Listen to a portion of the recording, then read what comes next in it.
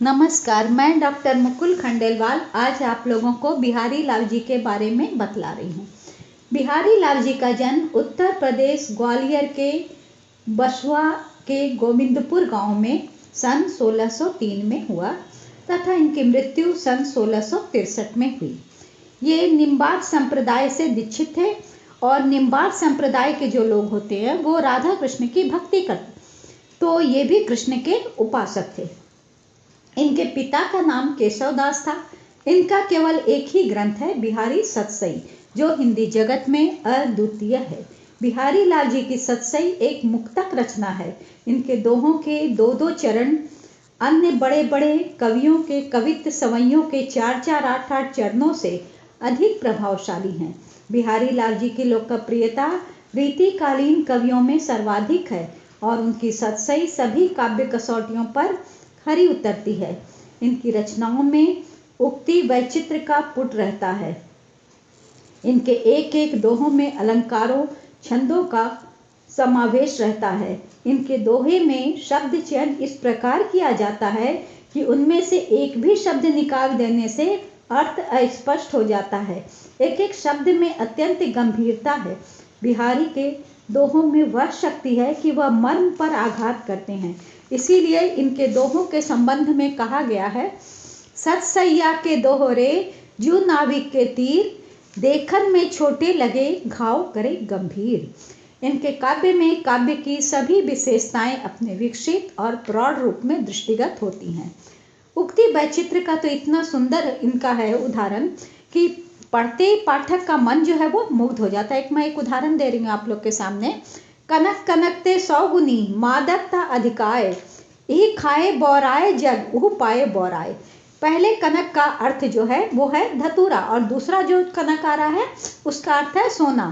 तो इसमें कवि दोनों कनक के माध्यम से कितनी सुंदर बात कर रहे हैं उक्ति वैचित्र के माध्यम से कि उसमें सोने में अधिक मादकता है, जबकि नशीले पदार्थ के रूप में धतूरे को मानते हैं, लेकिन उससे भी अधिक मादक क्या है?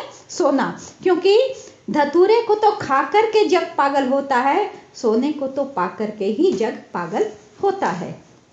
इसी तरह प्रेम पंथ की सारी कहानी को एक दोहे में कहकर अपने काव्य माने को इन्होंने इतना सुंदर वाक्य चातुर से बना दिया है कि पाठक का मन प्रफुल्लित हो जाता है। उदाहरण के लिए एक दोहा दे रही हूँ। दृग उर्झट टूटत कुटुम, जुरत चतुर चित प्रीत, परत गांठ दुर्जन हिये दई नई यह रीत। बिहारी लाल जी की प्रसिद्धि का आधार इनकी एकमात्र कृति बिहारी सतसई है। इसका रचना काल सन 1643 है। इसमें 713 दोहे हैं। इनके दोहों को विषय की दृष्टि से 3 भागों में बांटा जा सकता है। पहला है भक्ति विषय, दूसरा नीति विषय, तीसरा श्रृंगार विषय। श्रृंगार प्रधान जो दोहे हैं इसमें इन्होंने संयोग और वियोग दोनों प्रकार के दोहों की रचना की है। इनके श्रृंगार विषयक दोहों की सबसे बड़ी विशेषता यह है कि उनमें मानसिक दशाओं का सुंदर चित्रण किया गया है। नीति विषयक दोहों में इन्होंने कबीर की भांति उक्तियों का आधार लिया है और उन्हें उदाहरण के माध्यम से स्पष्ट किया है। भक्ति विषयक दोहे बिहारी लाल जी के जो हैं वो शुद्ध अंतःकरण के प्रदर्शक हैं, जिसमें कवि ने ईश्वर से या ईश्वर के प्रिय पात्र से अपनी बात कही है। उदाहरण के लिए एक दोहे को आप देखिए, जिसमें वे श्री कृष्ण की प्रियतमा राधा जी की स्तुति करते हुए कहते हैं, मेरी भव बाधा हरो राधा नागरी सोय, जातन की झाई परे श्याम हरि दुति होय। प्रोफेसर पद्म सिंह ने बिहारी लाल जी की प्रशंसा करते हुए लिखा है, बिहारी ने जिसका अनुकरण किया उसमें नई रंगत ला दी, पर जिन्होंने बिहारी की नकल करनी चाहिए वे उसकी छां तक भी नहीं छू पाए। बिहारी लाल जी के संबंध में एक बात और प्रचलित है कि बिहारी लाल जी आमेर के मिर्जा राजा जयसी के आश्रम में रहते थे। कहा जाता है कि राजा जयसी विवाहोपरांत अपनी नवोढ़ा पत्नी के प्रेम में इतने लिप्त हो गए थे कि उन्हें राज्यकाजी ही की सुध नहीं रह गई थी, राजकाज छोड़ दिया था। राजा को इस प्रकार मोहाशक्त देखकर बिहारी लाल जी ने एक दोहा लिखा और किसी प्रकार राजा के पास भिजवाया।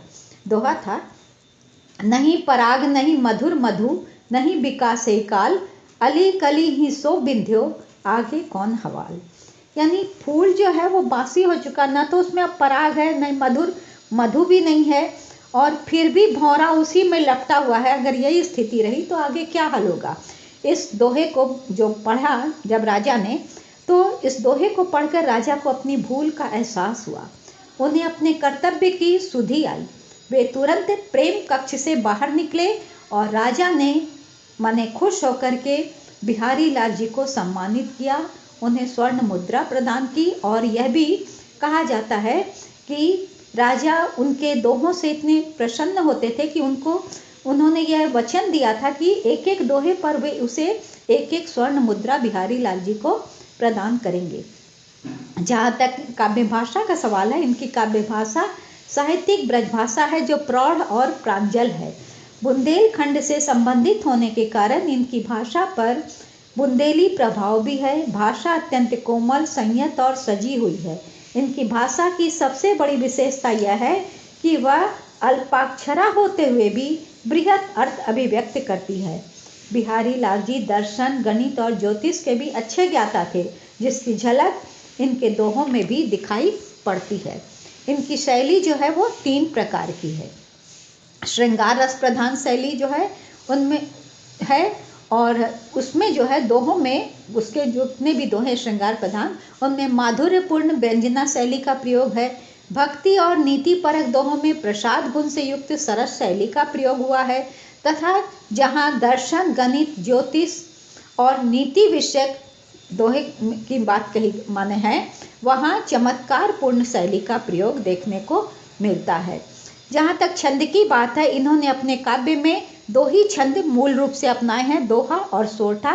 इनमें ज़्यादातर दोहे छंद का ही इन्होंने प्रयोग किया है। जो हो, मैं इतना कहना चाहूँगी कि अपनी अद्भुत काव्य प्रतिभा के बल पर उन्होंने गागर में सागर भरने की कोशिश की है। धन्यवाद, भर ही दिया है कहूँगी।